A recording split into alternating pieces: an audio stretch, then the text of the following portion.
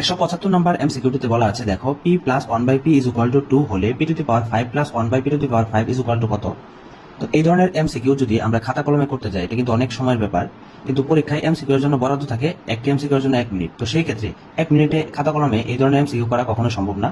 তো আমরা যদি এগুলো দ্রুত করতে চাই, সেই ক্ষেত্রে আমাদের হচ্ছে ক্যালকুলেটর ব্যবহার করতে হবে।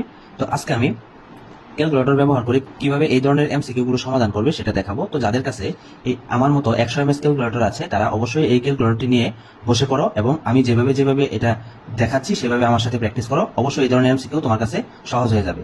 তো প্রথমে আমার কি করতে হবে, এখানে যে অংশটুকু দেওয়া আছে p plus 1/p is equal to 2, সেই অংশটুকু আমার প্রথমে ক্যালকুলেটরে লিখতে হবে।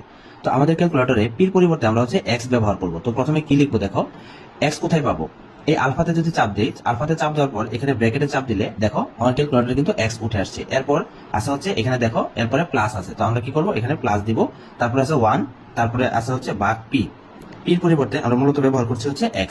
তো দেখো আমি এই অংশটুকু লিখলাম, এরপরে ইকুয়াল আছে।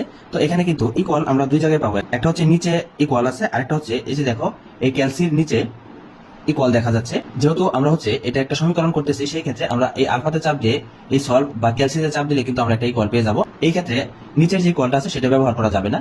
তো এরপর কি করতে হবে, এই পাশে দেখো ডান পাশে 2 আছে, তো আমরা এখানে 2 বসিয়ে দিব। এরপর আমরা হচ্ছে যেটা করব সেটা হচ্ছে এখান থেকে x এর একটা মান বের হবে। তো এটা কিভাবে বের করবো, দেখো শিফট ক্যালসি 1 ইকুয়াল শিফট ক্যালসি, এই বাটনগুলোতে ক্লিক করার পর আমরা হচ্ছে x এর একটা মান পেয়ে যাবো। দেখো x এর একটা মান পেয়ে গেছি 1। এখন আমরা এটা ব্যবহার করে p to the power 5 plus 1/p to the power 5 এর মান নির্ণয় করব। তো দেখো p টু দি পাওয়ার 5 কিভাবে লিখবো, অনেকে পাওয়ার 2 বা 3 এর উপরে লিখতে পারে না, তো তারা মনোযোগ দিয়ে দেখো যে পাওয়ার 5 টা কিভাবে দেই।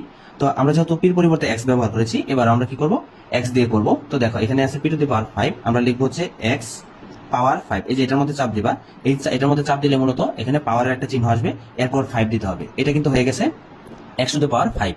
এরপর দেখো কি আছে, প্লাস আছে, এখানে একটা প্লাস দিয়ে দাও।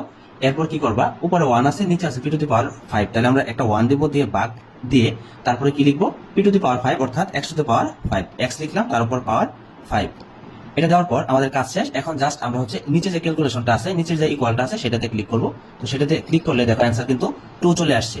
তো এখানে দেখো কোন অপশনে 2 আছে, দেখো এই যে এখানে এই এমসিকিউ এর লাস্ট গ নাম্বার অপশনে কিন্তু 2 দেওয়া আছে, তাহলে আমাদের এই 175 নাম্বার এমসিকিউ এর উত্তর হবে হচ্ছে গ নাম্বার 2।